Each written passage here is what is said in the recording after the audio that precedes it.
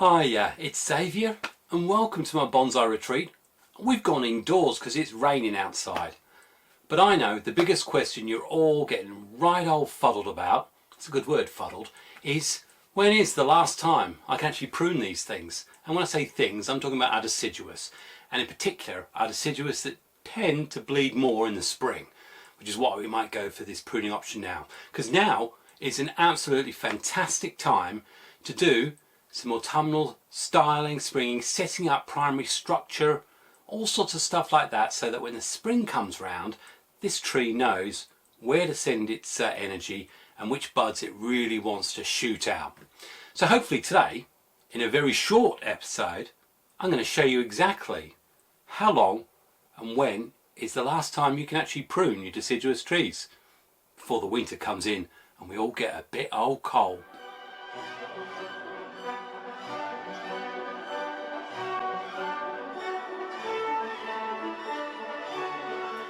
Now, before we look at this this Fuji cherry, which, as you know, if you've watched my channel, and if you have a look up there, well, there maybe, you'll see where I actually did the initial styling of this as part, I think it was part of Bonsai Basics actually, creating bonsai from nursery stock. And you'll see this one got reduced by at least a foot, 2 foot. But before we start hitting this one, because this one is absolutely right on zone for doing some good pruning, secondary, and I can even take some bigger branches if I wanted. I'm just going to show you a couple of my bigger trees and explain the state they're in and whether or not you can touch them or not. In fact, the one you're seeing now is the oak that I picked up from Greenwoods. It got repotted last year and we're going to be seeing a lot more of this. In fact, later in the year, because I'm going to wire it. But you see all the leaves have got yellow, the green pigments, the chlorophyll is being drawn back into the heart of the tree, and there's a good reason for that. But if you want to know the reason for that, you're going to have to hang around just a little bit longer, or if you're just totally bored, go to Jason Hanrahan of the Bonsai Garden, because he does a fantastic explanation. I think he even uses pictures. Now, traditionally I would be doing this on maples, and if we look at this maple here, and again you'll have seen that in an earlier video when I did some carving and did some work on the deadwood shari. This one, the leaves are just starting to turn. And normally this would be me saying I'm going to have to wait another week or so, because what I'm ideally looking for is a situation, in fact let's take you to another tree to show you what I mean. What I'm probably looking for best for knowing it's time is I've still got a few green on the leaves, and on this Trident maple you can see that, but a lot of these just fall and you can literally go around and remove all of these leaves, and that's basically said that the tree has decided I've had enough, you know, time to go to sleep. All the energy and sugars that have come back in to the structure are being stored further down, and basically, in a real simple way of looking at it, the sugars are going to get combined or sit there with the water juices, and all it's for is to increase the tolerance to freezing. So this is the process of winter hardiness, and it happens naturally. What it means is as you get more stuff being drawn down, and let's just call them juices for the sake of my technical brain, but once this stuff comes in, it gets harder and harder for the tree to compartmentalize. And I mentioned that in an earlier video about rocks, I think. Okay, so I've got the leaves off it, but this brings up that big question, doesn't it? Apart from why is it that half my head's missing, because really we want to just see the tree, that's the reason. How much longer have I got while I can prune this safely? And you know what I'm going to say, it comes down to your environmental conditions, what sort of weather you're looking ahead. Now, these leaves, probably I could remove these leaves about a week ago. I could have started this work a week ago, and traditionally, or from my experience, there's about a 3-week window, I would suggest, from the point where those leaves have yellowed sufficiently and they're falling off the tree that you can actually start pruning. And I tend to divide it this way. You know, the first week that you do this is when the tree has still got a lot of the juice higher up, so to speak, which means it's able to compartmentalize, it's able to deal with healing. You can take off bigger branches. I mean, I could remove this branch here if I wanted and put some cut paste and feel confident that the tree would have time to still compartmentalize the wound and set it up for next year. I want to demonstrate something to you. Week 1, relative size of this trunk, this would be called a relatively large primary branch. I can go all the way back, clean it up. So I've taken that off, and if you look at the relative size, that's quite a big piece. Now normally I'd be trying to do this in the summer or late spring with the view of putting that in soil and getting a cutting straight from that, and I've had success doing that. But sometimes you've got so many trees that you just never get done what you want to do. So I'll give a nice bit of cut paste on this. Now the interesting thing here, let's be honest, is that we know this is week 3. This is, technically I'm saying this would be too late for this tree to do this work.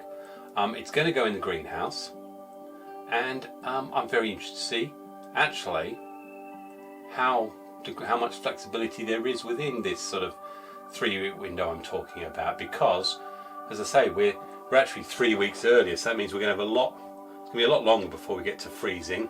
There's going to be a lot more time and development taking place because the roots are still functioning, so to speak. But I am going to do a little bit of cleaning up on some of these. And what we'll do is, you know, I've given this advice that you can do this sort of work now and minor wound healing and improvement, and we'll watch this and we'll have a look at it next year and we'll see, was I right or was I wrong? I have a feeling that it'll be alright, because if it's not, then I'm going to go asking Ryan Neal for a refund back on his Bonsai Mirai through the rest of it. And say, we've got more bits and pieces there, but I'm not going to do those now. This is very, very ugly, and it could be that I'll eventually decide to remove this and this and redevelop the tree higher up here. Okay, so that's an example of a big branch that you can remove. If we move into the second week of this leaf fall period, then I might be more inclined to go for some of the smaller branches. I could perhaps cut these ones and feel confident. We've got through week 1, we're into week 2. Probably you'll find your leaves have dropped now, but you've observed them drop.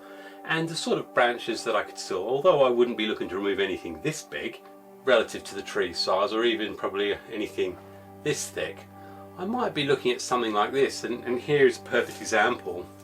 We've got this very upright growing one. I could remove it entirely, and chances are I'd get more budding out that way. Or I could say, okay, let's not do that, but I could remove this one here because I've got this here and this is coming back into the tree. So I can quite easily come in and remove that. And I won't cut paste. I could put a little bit of cut paste on there if I wanted, but I'm not going to bother. And so that's the sort of size I'm quite happy to remove. If I look here, I could actually remove this great big one here. And there's future plans there as to how I could resolve that down. Again, this will show up in that later video, but that's the sort of size I would be talking about removing. We're now in week 3, and all I'm doing is looking for I mean, I wouldn't leave it this long, but for the sake of understanding, tips, so we can see we've got these ones here, the tips that are on here. So what I would be doing, and I showed this last year, is next year in spring, whichever tip I cut to, so if I just cut the tip here, which is what I would talk about doing in week 3, then that means there's 2 buds there. All the energy next spring will go into those 2 buds, and it will shoot out massive long growth. And I don't want that, because what I actually want is those 2 buds. But this is the key, is rather than cutting back to these 2, because if I cut back to these 2, what will happen is just what I said, those 2 will rush right out into long extended growths, and I'll end up wasting them. So what I actually want to do is leave these 2 to shoot out, as I've just described, and then in the late May I will cut back to here, and then this will be the flush that I'll get. But all the energy will have been sent into these ones here, which I know I'm going to remove, and I'll remove that. So I'm actually going to leave an extra set of buds, which I think is the key to remember if you do this. So here I actually want the buds there, which I'm going to cut to in May. So I will cut that, and that's where the shoots will come from. But what I actually want is there. But there'll be more of that in a later video, and hopefully that's a sort of example of the sort of what I talk about when you're just picking for buds. Now the only rider on that is if you've got a greenhouse environment where you can control the conditions and make sure it doesn't basically drop below zero and get frosts, then you can probably extend that and look after the tree if you do more work on it.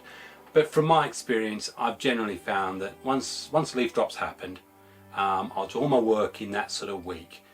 Afterwards, I really won't touch it again, and that applies to all these trees. So what's an example of something that perhaps I might be more wary of? Now here we've got the same batch of tree, i.e. from the same sort of time period, 2017. They're probably the same sort of age, and yet this one lost its leaves 3 weeks ago. So am I safe to do the same sort of work on this that I've said that I can do on the other one? And the answer is no, I wouldn't. The only way I'd consider it is potentially if I had a greenhouse. As far as I'm concerned now, that tree has drawn all its energy within the central core to the roots, and it's got itself all prepped up for protection against freezing. So that's an example. It's had the leaves off for now 3 weeks. That's telling me leave it alone, let's look at it in the spring. Now the ideal example, this would probably be fitting in with what I'd call a tree at week 2 of the appropriate time. All the leaves have gone red. There's no green on these at all, apart from a few very close in. And again, they just fall away. And I say fall away, be a little bit careful. I always support the branch and just see when I pull them away, because I have in the past damaged next year's budding point or a bud head, because I've been just a little bit too exuberant with how I've gone about the task. Equally, if you wait another week, they'll drop. But where I'm looking to try and maximise my time to prune, I'd rather pull these off now, knowing it's safe to do so. And if you just gently lean them backwards against the grain, so to speak, they will normally come off. But yeah, you want to clear it up so that you can get a good look at that bare profile to decide exactly what you want to prune off. And you know, I could prune all these right back, and we'll be looking at that in another video. Now there is one more thing that I do need to talk about, and it's something I didn't talk about in my preparations for the sort of October-November work. Looking at this, you can see dark all around this moss, and much that I love how this forest looks with the moss on there, it's actually starting to look black. And what's happening is it's forming a little bit of algae on top. So I'm going to be removing all that moss, and the other reason I'm going to remove all that moss is because of the risk of insects and bugs and pathogens. And what you're going to get on this, here's an example here, you get the black bubbling that comes up, which is that horrible algae. I don't know what it is, but we don't need that. And this is also telling me that this is far too damp, so I'm going to be removing all of this lovely green moss. I'll put it in a bag, let it dry out, and then use it next year.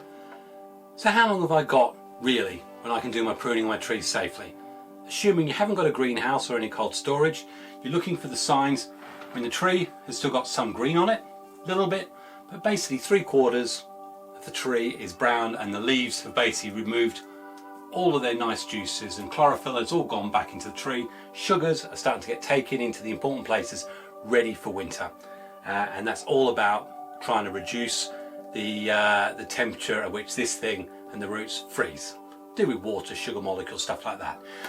So this would be, if it's looking like this, you've got 3 weeks. If it's looking like this, everything's gone deep red, and obviously the maples go the red. The other ones, if they've all gone into that deep yellow colour and basically the leaves are all falling off, then I would suggest you're probably approaching that 2nd week, and certainly if you haven't observed it, you know, you'll see that pretty well all the leaves have fallen, and the sky is grey.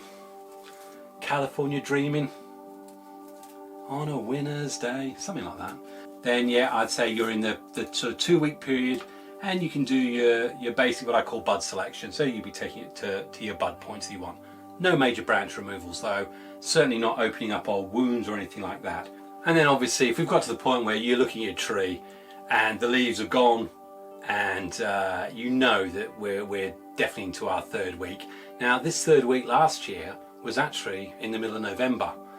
You know, right now we're still in the last week of October. So it does vary upon where you are and what your conditions are. But when we get to this point, me personally, I'm of the mind that, yeah, I might do some minor on my sort of secondary branches. And when I say secondary, I'm talking about these ones. I might then cut back to buds there, which I'll do. And that will be in a future video about Trident maples. But that's really it. And if you're nervous at all, normally I just leave it for the first couple of weeks. When you see those leaves, once the leaves have all fully dropped away, put it away and look at it next year. And a lot of these trees, to be fair, you can just wait until the spring and do them then. Even the maples, they talk about bleeding, but you know, I've been able to do it and it hasn't been a problem. So really, hopefully that answers your question. You've got 3 weeks from now. In fact, from last week. So best get out there doing it. If you like this, hit the like. If you want to subscribe and see more, well, hit the subscribe notification. If you want to know when I put messages out and I put stuff on the community notice board where I talk about things I might be doing in the future, there's some good nuggets in there. Hit notification, you'll hear about that. Hopefully that has helped you understand why it is that people do pruning at different times and why sometimes you think, gosh, why is he pruning when I put all my trees away, or she? That is actually the reason. That's based purely on what I've experienced in my garden, in my bonsai retreat in sunny Grantham. Oh my gosh, this is so wet. So, simple, to the point. Hopefully you'll agree with me. If you don't agree, guess what? Whack them in the comments and then we can have a nice little debate about it. So yeah, lots of surface roots here. What I will probably do, by the way, because this moss is quite deep, I will probably put just a light top dressing of something on it. But yeah, lift up the rock, make sure there's no yucky bugs under there. From Xavier, in his indoor studio in his bonsai retreat, I say thanks very much for watching. I look forward to moving in towards November. I've got bonfire night coming up. Happy bonsai and God bless. Cheers.